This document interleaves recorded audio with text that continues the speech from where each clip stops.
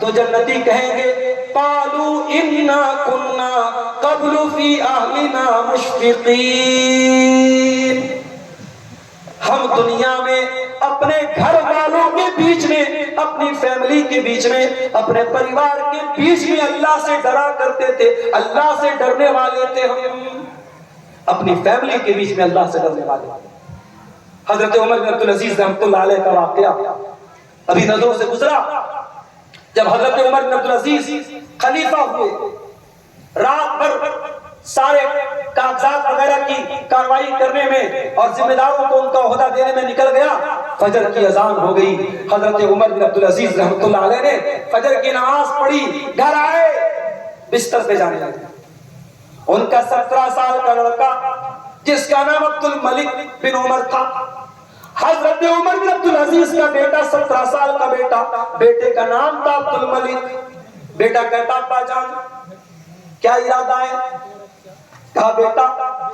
پوری رات گزر گئی، تیرا باپ پوری رات جاگ گیا، اريد ان اغوا، اب میں تھوڑی دیر آرام کرنے جا رہا ہوں، تھوڑی دیر سستانے جا رہا ہوں۔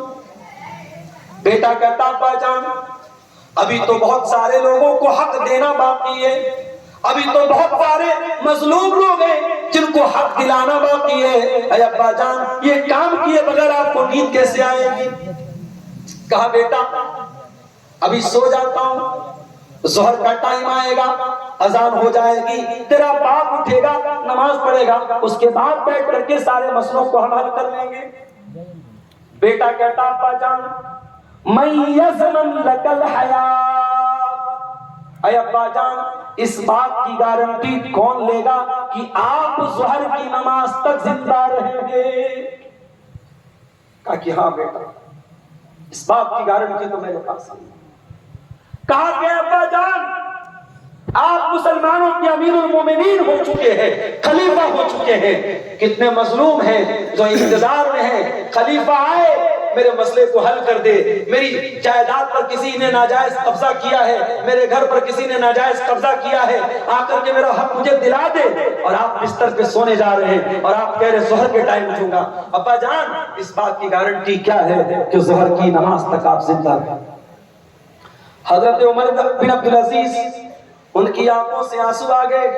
کہ ادنو منی یا بنیا، اے میرے بچے مجھ سے قریب آ جا۔ اپنے بچے کو قریب کیا، اپنے بچے کو سینے سے لگایا، اپنے بچے کی پیشانی کو چوما اور کہتے ہیں الحمدللہ الذی اخرج من صلبی من یعیننی علی دینی، اے اللہ تیرا کرم ہے، تیرا شکر ہے، تو نے ایسی اولاد سے نوازا ہے جو دین کے کام میں میرا سپورٹ کرتی ہے، میری مدد کرتی ہے۔ میرے بچے میں تیرا باپ اب آرام نہیں کرے گا۔ اسی وقت حضرت عمر بن عبدالعزیز رحمۃ اللہ علیہ کھڑے ہوئے اور گئے اور تمام لوگوں کو بلایا اور کہا کہ جن لوگوں کو بھی حق دینا ہے ان کو بلایا جائے، اور وہاں سے کارروائی شروع کر دیتے ہیں۔ میرے پیارے ساتھیوں، فیملی اگر ایسی ہو، پریوار اگر ایسا ہو کہ باپ سے اگر چوک ہو جائے تو بیٹا اپنے باپ کی اصلاح کر دے، بیٹے سے چوک ہو جائے، بیٹا غلطی کرے تو باپ اپنے بیٹے کی اصلاح کرے، بیوی سے اگر غلطی ہو رہی ہے شوہر اصلاح کرے، شوہر سے غلطی ہو رہی ہے بیوی اصلاح کرے،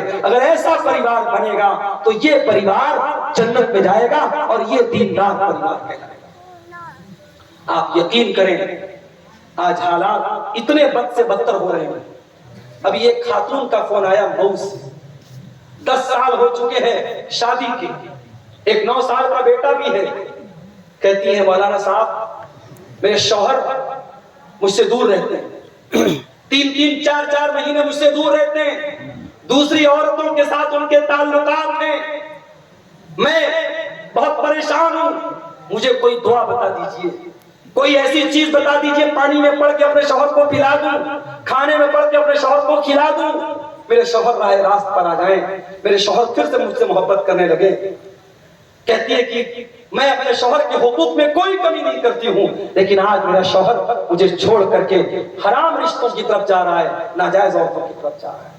میں نے کہا میری بہن تیرے شوہر کو تیری دعا اور تیری دعا پڑے ہوئے پانی کی ضرورت نہیں ہے، تیرے شوہر کو جوتے اور چپل کی ضرورت ہے۔ تیرے شوہر پر کوئی جادو نہیں ہوا ہے، کوئی کسی نے منتر نہیں پڑا ہے، تیرے شوہر پر شیطان حاوی ہے۔ جو شوہر اپنی بیوی کو چھوڑ کر ناجائز رشتوں کی طرف جا رہا ہے اور بیوی کو باقاعدہ دھمکی دے رہا ہے اور بیوی کو الٹے مار پیٹ رہا ہے، اور ایسے شوہر پر بیوی بیچاری اتنی اللہ والی ہے کہ وہ دعا پوچھ رہی، مولوی صاحب سے کوئی دعا بتا دیجئے میں پڑھ کے دم کر دوں، ایسی بہنوں کو میرا یہی جواب ہے کہ اسے پڑھ کر کے دعا پڑھ کر کے پانی پینے کی ضرورت دینے کی ضرورت نہیں ہے، اس کو جوتے اور چپل سے مارنے کی ضرورت ہے۔ آج ایکسٹرا میریٹل افیئر عام ہوتے جا رہے ہیں، ناجائز رشتے عام ہوتے جا رہے ہیں۔ ہم تو یہاں ان نوجوانوں کی فکر کر رہے ہیں جن کی شادی نہیں ہوئی ہے کہ ان کی شادی کرا دی جائے اور وہ زنا سے بچ جائے، مگر واللہ کتنے پریوار آج برباد ہیں شادی شدہ عورتیں اور شادی شدہ مردوں کے غلط حرکتوں کی وجہ سے۔ آج یہ زنا کاری اور بدکاری ان گھروں میں بھی آ رہی ہے جہاں شادی ہو چکی ہے۔